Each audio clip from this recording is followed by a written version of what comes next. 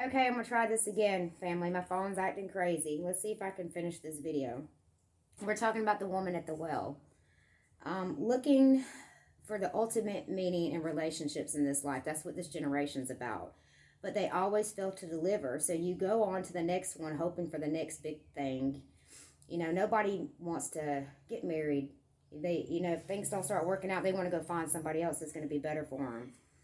It's the perfect illustration for the point that Jesus just made about the difference between drinking well water and his eternal living water, which is in John 4:13.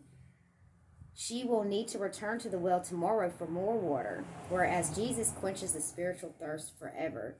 If she had only sought to go after her first love instead of always looking at a man to take care of her and provide her needs, she was looking at the well water. She wasn't looking at the living water.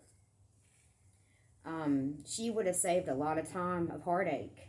And Jesus knew that. He knew her messy past, and he sought after her. He redeemed her when the world condemned her. So remember that, family. In John chapter 4:39 through 42, she accepted the living water of Jesus offered her. She tells everyone about it, with a remarkable impact on many other Samaritans in accepting him as well. She told them, he told me things that I have done that other people couldn't know. So, she knew that he was the Messiah because she knew there was no possible way that he could know all these things. In other words, Jesus knew the marriages that she had, but more than that, he knew her heart and her deepest spiritual needs for forgiveness as well as satisfaction. He doesn't condemn her lifestyle, but meets her at her deepest heart needs. Through her story, we get a beautiful look, family, at the heart of God saving a lost lamb.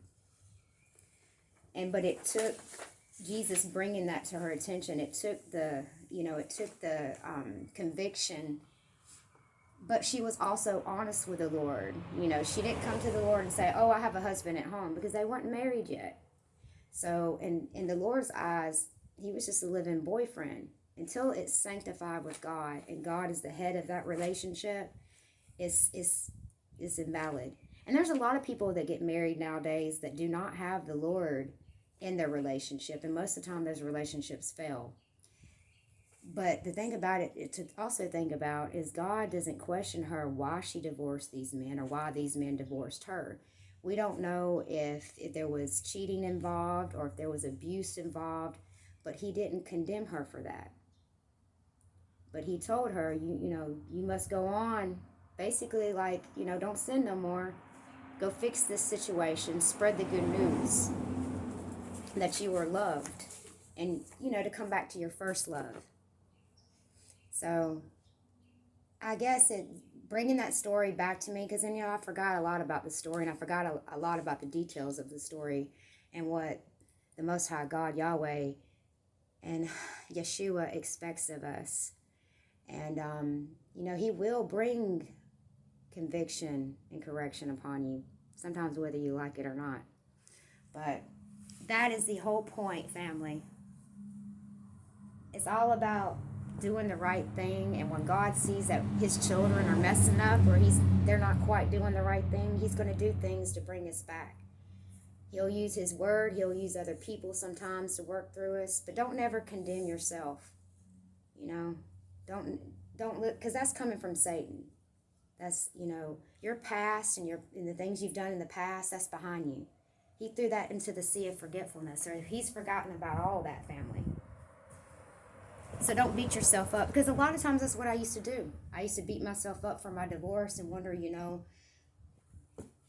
if things could have been different, if I did the right thing, and blah, blah, blah. It's all about forgiving yourself sometimes. And, there's a lot of things that shouldn't have happened in my first marriage, but I would like to think that my second and last marriage is going to be, the one God intended for me. There were two beautiful things that came out of my first marriage that was a blessing from the Lord, and that's my children. So I don't regret, going through those things, because those things led to where I am today. There again, we live and we learn. We grow wiser as we get older. That's a true saying. You really do learn more as you get older. My way of thinking when I was in my 20s and even in my early 30s has changed drastically in the past few years. And all glory be to God for that. He's been so gracious. Guys, he's so amazing. There's going to be a lot of things going on that we're going to come to pass and we're going to see, coming the next few years. The Lord tells us that families are going to fight against one another and all these things are going to happen. Well, don't let that be your family. Keep your family on a solid rock. Keep them protected and covered by the blood. Well, I love you guys. Talk to you.